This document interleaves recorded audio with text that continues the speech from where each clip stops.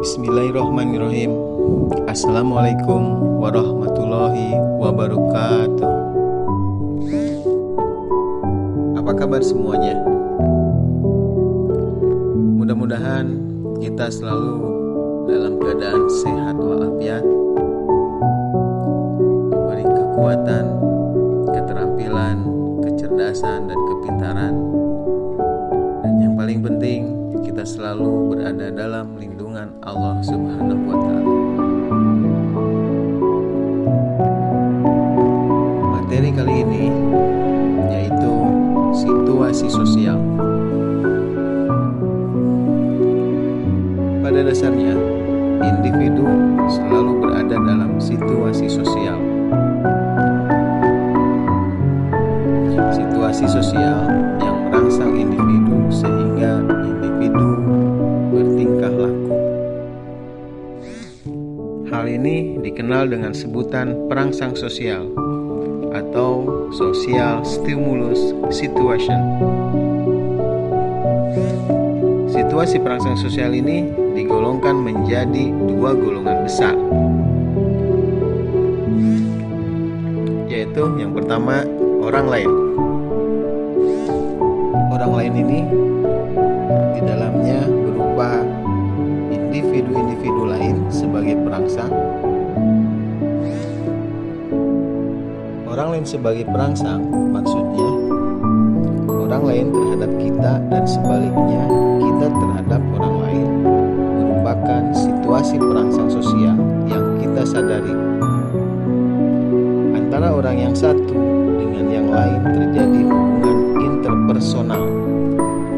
Misalnya, orang tua dan anak-anaknya dalam lingkungan keluarga. Orang tua sebagai individu dan anak juga sebagai individu. Maka terjadilah perangsang antara individu dengan individu lain. Dosen dan mahasiswa dalam lingkungan kampus. Dosen sebagai individu dan memberikan perangsang kepada mahasiswa sebagai individu lain. Kemudian, kelompok sebagai situasi perangsang yang di dalamnya dibedakan atas hubungan intragrup, yaitu hubungan antara individu lain dalam kelompok lain atau antara kelompok dengan kelompok. Misalnya, anggota kelompok A dengan anggota kelompok B atau kelompok A itu sendiri dengan kelompok B. Kemudian hubungan intergrup, yaitu hubungan antara individu satu dengan yang lain dalam kelompok itu sendiri. Jadi tidak keluar dari kelompok. Kelompok sebagai situasi perangsang sosial bisa dilihat dari pengertian kelompok di sini memiliki norma sosial, pedoman tingkah laku, serta cita-cita kelompok. Jadi bukan sekedar orang yang berkumpul saja. Misalnya, sikap kelompok A terhadap kelompok B, prasangka kelompok yang satu dengan kelompok yang lain. Golongan besar yang kedua dalam situasi perangsang sosial yaitu hasil kebudayaan. Hasil-hasil kebudayaan sebagai situasi perangsang maksudnya di luar orang lain dan kelompok sebagai perangsang yang berupa manusia, ternyata ada situasi perangsang sosial lainnya. Misalnya, bangunan rumah, perkakas, candi, hasil ukiran-ukiran, bahasa, seni musik, adat istiadat, dan sebagainya. Semua itu merupakan hasil kebudayaan manusia yang dianggap sebagai perangsang kultural atau perangsang kebudayaan. Hasil kebudayaan sebagai situasi perangsang dibedakan menjadi dua bagian, yaitu kebudayaan kebudayaan materi atau material cultural. Kebudayaan material di dalamnya berupa hasil kerja dan interaksi manusia yang berupa benda atau struktur kebendaan. Misalnya bangunan, TV, radio, kendaraan, candi, dan sebagainya. Dan kebudayaan material ini mampu mengubah sikap individu, seperti kemajuan di bidang teknologi. Hasil-hasil teknologi banyak memberikan kemudahan-kemudahan dalam kehidupan individu.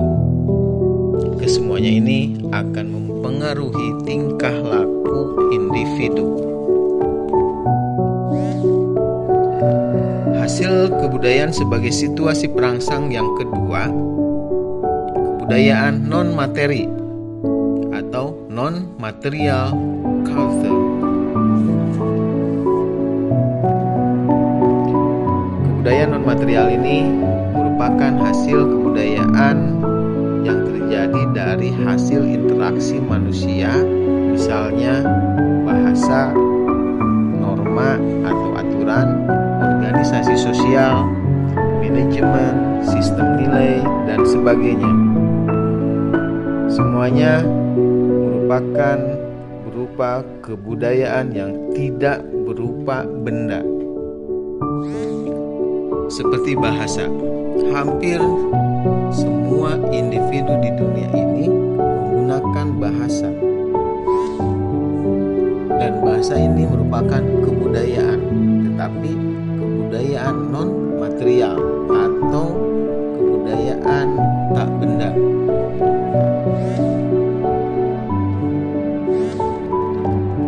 Dari materi yang sudah dijelaskan, bisa dilihat bahwa situasi perangsang sosial yang menyebabkan timbulnya tingkah laku pada individu dapat berupa manusia, baik secara individual, kelompok, hasil kebudayaan, baik yang bersifat materi maupun non-materi. Jelas bahwa hal tersebut mampu mempengaruhi situasi sosial individu.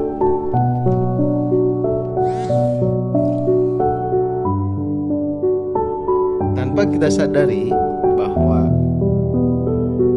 kejadian sehari-hari yang kita alami pada dasarnya terjadi hubungan antara individu yang satu dengan yang lain, dan itu merupakan berada dalam situasi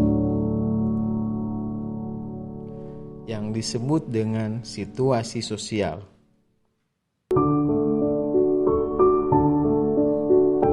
Pertanyaannya adalah, apakah sebenarnya situasi sosial itu?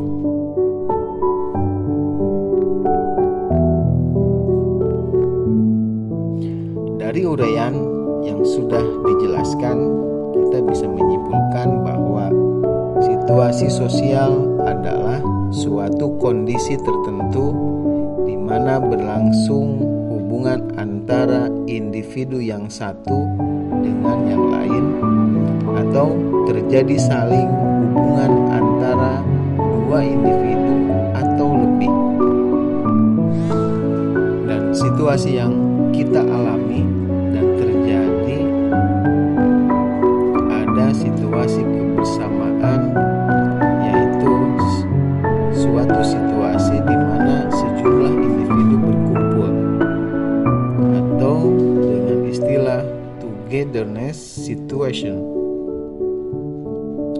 Dan kemudian ada situasi kelompok atau kelompok sosial, atau yang dikenal dengan group situation. Selanjutnya, proses sosialisasi. Proses sosialisasi bisa dilihat dari bagaimana interaksi antara individu dengan individu, individu dengan kelompok, dan kelompok dengan kelompok. Interaksi adalah masalah yang paling unik yang timbul pada diri manusia. Interaksi ditimbulkan oleh bermacam-macam hal yang merupakan dasar dari peristiwa sosial yang lebih luas. Kejadian-kejadian di dalam masyarakat pada dasarnya bersumber pada interaksi individu dengan individu. Dapat dikatakan bahwa tiap-tiap orang dalam masyarakat adalah sumber-sumber dari pusat efek psikologis yang berlangsung pada kehidupan orang lain.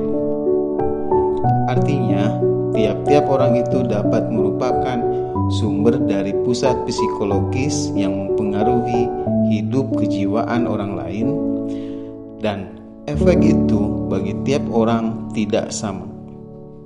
Dengan demikian, dapat dikatakan bahwa perasaan, pikiran, dan keinginan yang ada pada seseorang tidak hanya sebagai tenaga yang bisa menggerakkan individu itu sendiri, melainkan merupakan dasar pula bagi aktivitas psikologis dari orang lain. Dan semua hubungan sosial atau proses sosialisasi, baik yang bersifat kooperasi adalah hasil daripada interaksi individu. Interaksi dapat dibedakan dua macam. Interaksi antara benda-benda bersifat statis memberi respon terhadap tindakan-tindakan kita, bukan terhadap kita, dan timbulnya hanya satu pihak saja, yaitu pada orang yang melakukan perbuatan itu. Misalnya, cermin-cermin merupakan pemantulan, tetapi cermin tidak bisa melihat. Yang kedua, interaksi antara manusia dengan manusia bersifat dinamis, memberi respon tertentu pada manusia lain, dan proses kejiwaan yang timbul terdapat pada segala pihak yang bersangkutan. Misalnya, kalau kita melihat tingkah laku perbuatan orang lain, maka timbullah kesadaran tertentu yang kiranya sesuai dengan kesadaran orang yang diamatinya tersebut. Contoh, melihat orang menangis, kita pasti akan tahu bahwa orang itu sedang sedih atau sedang susah. Maka dalam hal ini timbullah suatu ajaran yang terkenal dengan inference doctrine. Menurut ajaran ini, tiap orang mempunyai pengalaman dan kesadaran sendiri yang berwujud pikiran, perasaan, kemauan, dan sebagainya.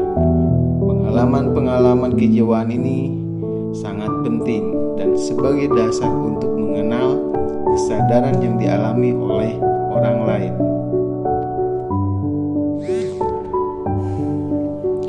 Selanjutnya kita lanjut dengan materi kelompok sosial. Sejak individu dilahirkan ke dunia, individu selalu dilingkupi oleh benda-benda.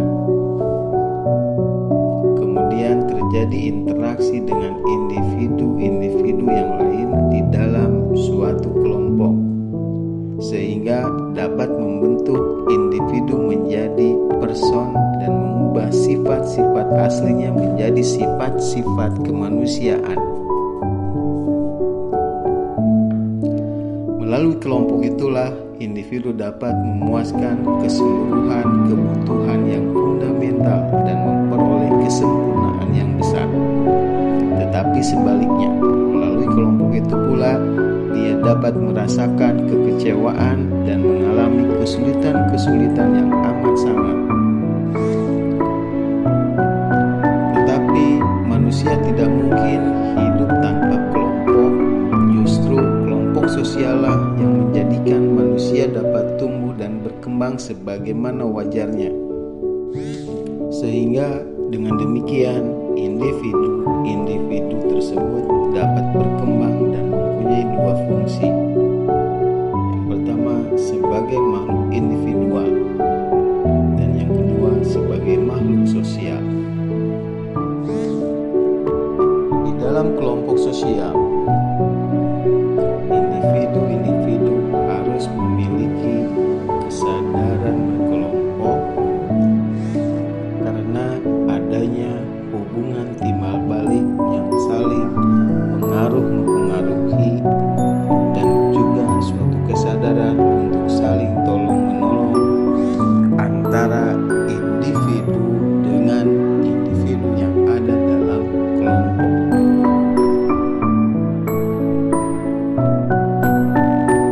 Adanya hubungan timbal balik tersebut terjadi karena interaksi sosial.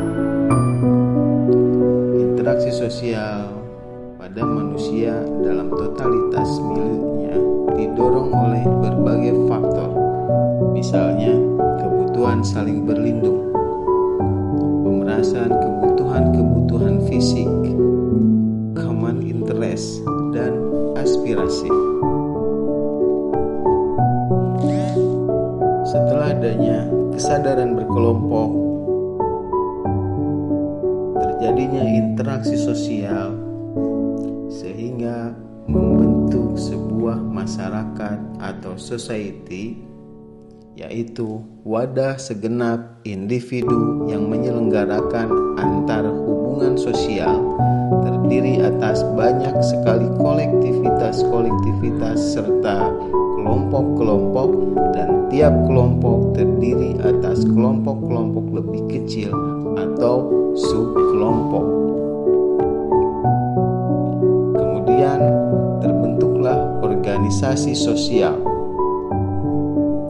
Terdapat suatu struktur organisasi dan suatu faktor yang dimiliki bersama oleh anggota-anggota kelompok-kelompok itu, sehingga hubungan antar mereka bertambah erat.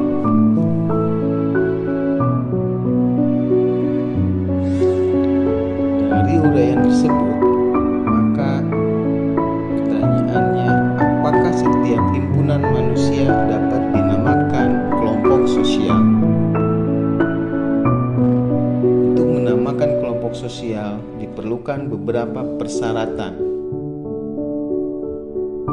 Di antaranya yang pertama, kesadaran berkelompok. Setiap anggota kelompok tersebut harus sadar bahwa dia merupakan anggota dari kelompok yang bersangkutan dan merupakan bagian dari kelompoknya. Yang kedua, adanya interaksi sosial. Ada hubungan timbal balik antara anggota yang satu dengan anggota lainnya. Yang ketiga, organisasi sosial. Terdapat suatu struktur organisasi dan suatu faktor yang dimiliki bersama oleh anggota-anggota kelompok-kelompok itu, sehingga hubungan antara mereka bertambah erat. Dari beberapa definisi, kami cenderung kepada definisi yang dikemukakan oleh Sherif and Sherif, yaitu kelompok adalah suatu unit sosial atau kesatuan sosial di mana terdiri atas dua atau lebih individu yang telah mengadakan interaksi sosial yang cukup intensif dan teratur, sehingga di antara individu itu sudah terdapat pembagian tugas, struktur, dan norma-norma tertentu yang khas bagi kelompok itu. Dari batasan ini dapat diketahui bahwa kelompok sosial dapat hanya terdiri atas dua orang individu saja. Contoh, kelompok sosial yang paling kecil adalah keluarga yang terdiri atas suami, istri, dan anak. Kemudian menurut Charles H. Cooley, membedakan kelompok berdasar susunan dan organisasi, yaitu primary dan secondary group atau kelompok sekunder. Ciri-ciri kelompok primer diantaranya, dalam kelompok primer terdapat interaksi sosial yang lebih erat antara anggota-anggotanya. Dalam kelompok ini ada hubungan face to face antara anggota-anggotanya, yaitu hubungan yang benar-benar kenal satu sama lain. Maka kelompok primer ini sering disebut face to face group. Sering hubungannya bersifat irasional dan tidak didasarkan atas pamrih. Di dalam kelompok primer, manusia selalu mengembangkan sifat-sifat sosialnya seperti mengindahkan norma-norma, melepaskan kepentingan sendiri demi kepentingan kelompok dan sebagainya. Contoh kelompok primer diantaranya keluarga, kelompok belajar, kelompok sepermainan, kelompok seagama, dan sebagainya. Sifat interaksi dalam kelompok-kelompok ini kebanyakan bercorak kekeluargaan dan lebih berdasarkan simpati. Kelompok sekunder, ciri-cirinya diantaranya kelompok ini terbentuk atas dasar kesadaran dan kemauan dari para anggotanya. Interaksi dalam kelompok sekunder terdiri atas saling hubungan yang tidak langsung, berjauhan, dan formal. Kurang bersifat kekeluargaan. Hubungan-hubungan tersebut biasanya lebih objektif. Peranan atau fungsi kelompok sekunder dalam kehidupan manusia adalah untuk mencapai salah satu tujuan tertentu dalam masyarakat dengan bersama, secara objek dan rasional, misal organisasi partai politik, perhimpunan serikat, dan sebagainya. Dalam kelompok sosial terdapat pula pembagian. Yang pertama, informal group atau kelompok tidak resmi. Kelompok tidak resmi atau informal, ciri-cirinya tidak mempunyai anggaran dasar dan anggaran rumah tangga tertulis. Mempunyai pedoman-pedoman tingkah laku anggota-anggotanya, tetapi tidak dirumuskan secara tegas dan tertulis. Bersifat tidak kekeluargaan, bercorak pertimbangan-pertimbangan rasional dan objektif. Yang kedua, kelompok resmi atau formal. Ciri-cirinya mempunyai anggaran dasar dan anggaran rumah tangga tertulis. Mempunyai pedoman-pedoman tingkah laku yang dirumuskan secara tegas dan tertulis. Bersifat tidak kekeluargaan, bercorak pertimbangan-pertimbangan rasional dan objektif. Selanjutnya, dalam anggota suatu kelompok sering terdapat perasaan ikatan dan perasaan dalam kelompok atau yang disebut dengan in-group. Hubungan in-group dengan out-group. Di dalam in-group di mana individu termasuk di dalamnya, maka sering mengadakan identifikasi atau menyesuaikan diri dengan kelompok. Identifikasi nampak misalnya, itu kelompok saya, itu kelas saya, atau itu golongan saya, dan sebagainya. Jadi adanya unsur mendukung norma yang termasuk di dalam disebut in-group. Dalam out-group, individu merasa berdiri pada lingkungan kelompok tertentu. Ia merasa bahwa ia tidak tergolong di dalamnya. Dan persoalan tentang out-group dan in-group ini bukan merupakan persoalan penting selama tidak terjadi persaingan, yang terutama mengenai tujuan. Maka hal ini dapat menimbulkan perasaan takut dan khawatir antara kelompok yang satu terhadap kelompok yang lain.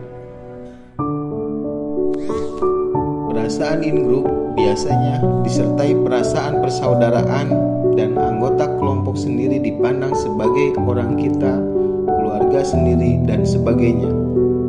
Sedangkan orang-orang di luar kelompok sendiri dipandang sebagai asing atau orang lain dan sebagainya.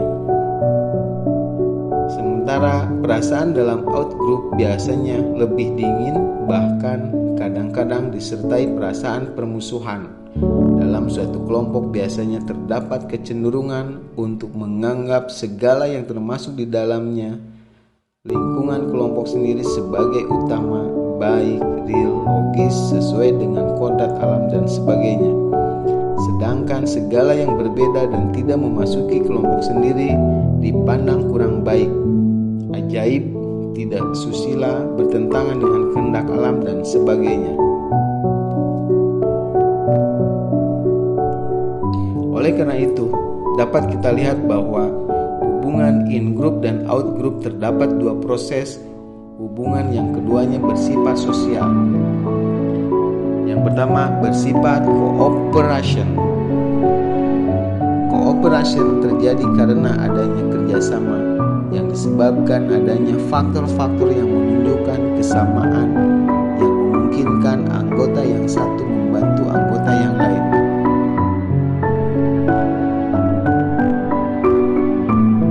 Yang kedua bersifat opposition.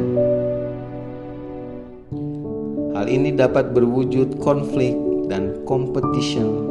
Konflik suatu perjuangan manusia atau grup untuk mencapai tujuan yang sama dan tidak dikerjakan secara kerjasama.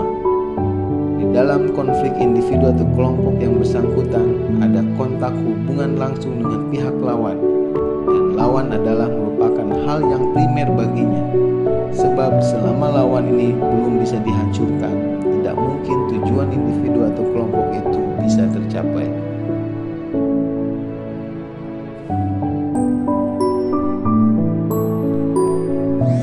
Sementara untuk competition atau kompetisi, di sini tidak perlu adanya hubungan langsung dengan pihak lawan. Tujuan utama dari masing-masing individu atau kelompok adalah untuk mencapai hasil yang ingin dicapai. Sedang kelompok yang menjadi lawan merupakan arti yang kedua, sekunder. Kelompok lawan bisa dijadikan sebagai pemicu atau motivasi untuk mendapatkan tujuan yang ingin dicapai. Selain kompetisi dan konflik, masih terdapat dua proses lain yang disebut diferensiasi dan stratifikasi. Diferensiasi timbul karena adanya perbedaan peranan antara individu yang satu dengan individu yang lain dalam kelompok. Stratifikasi terjadi di segala lapisan masyarakat, bahkan orang yang masih sederhana pun terjadi stratifikasi. Selanjutnya, norma-norma kelompok dan norma sosial. Timbulnya kelompok. Kelompok berbentuk karena adanya komunikasi. Terjadinya kelompok karena individu berkomunikasi dengan yang lain, sama-sama memiliki motif dan tujuan yang sama, yang terdiri dari dua orang atau lebih yang bekerja sama dalam suatu hubungan fungsional satu sama lain. Inilah yang akan membentuk suatu kelompok. Proses dan dasar pembentukan kelompok. Proses pembentukan kelompok adalah suatu keadaan yang dialami oleh seseorang dengan alasan untuk mengelompokkan dirinya dengan sesamanya untuk mencapai suatu tujuan bersama, dan tujuan itu mungkin tidak dapat dicapai sendiri dalam usahanya. Dasar-dasar pembentukan kelompok. Ada beberapa klasifikasi dasar pembentukan kelompok. Dasar psikologis. Pada dasarnya, semua manusia bersifat sosial, dalam arti bahwa tidak seorang pun di dunia ini yang ingin hidup menyendiri terpisah dari orang lain. Mereka mengelompokkan dirinya dalam berbagai kelompok manusia bersifat sosial. Mengandung pengertian pula bahwa pertemuan dan perkembangan manusia itu baru mungkin terjadi di dalam hubungan sosial. Dasar pedagogis. Setiap kelompok seharusnya lah mengandung nilai pedagogis, dalam arti bahwa dengan terbentuknya kelompok dapat ditingkatkan taraf perkembangan kepribadian seseorang. Dengan adanya hubungan timbal balik dalam kelompok, maka prestasi individu dapat ditingkatkan. Dasar didaktis. Kelompok juga memiliki nilai didaktis yang digunakan sebagai alat untuk menjadi perantara penyampaian materi yang baru kepada anggota, dan melalui kerja kelompok anggota dapat menguasai suatu materi dengan jalan diskusi, soal jawab secara singkat melengkapi, dan sebagainya. Norma kelompok. Norma kelompok ialah norma-norma tingkah laku yang khas antara anggota-anggota kelompok. Dalam kelompok resmi, norma-norma ini sudah tercantum dalam anggaran rumah tangga atau anggaran dasar. Bahkan norma-norma tingkah laku anggota suatu negara telah tertulis dalam undang-undang atau buku hukum pidana atau hukum-hukum lainnya. Pembentukan norma sosial. Norma-norma kelompok dan norma-norma sosial tidak akan timbul dengan sendirinya, melainkan terjadi di dalam interaksi sosial antara individu di dalam kelompok sosial. Norma sosial senantiasa terjadi bersamaan dengan adanya interaksi manusia di dalam kelompok. Dengan kata lain, norma sosial adalah hasil daripada interaksi sosial antara anggota suatu kelompok. Macam-macam norma sosial. Yang pertama, norma kelaziman atau Volksways, yaitu norma-norma yang diikuti tanpa berpikir panjang, melainkan hanyalah didasarkan atas tradisi atau kebiasaan. Norma ini tidak memerlukan sanksi atau ancaman hukuman untuk berlakunya. Selanjutnya, norma kesusilaan atau mores. Kesusilaan ini biasanya dihubungkan dengan keyakinan keagamaan. Selanjutnya, norma hukum.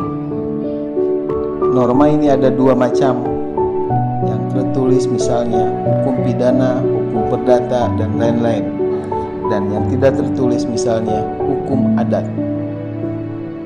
Orang yang melanggarnya akan mendapat sanksi atau hukuman. Dan yang terakhir, mode atau fashion. Perbuatan ini biasanya dilakukan dengan tiru-tiru atau iseng-iseng saja. Mode ini di dalam masyarakat biasanya sangat cepat berkembang, karena pada dasarnya orang mengikuti mode adalah untuk mempertinggi gengsinya menurut anggapannya.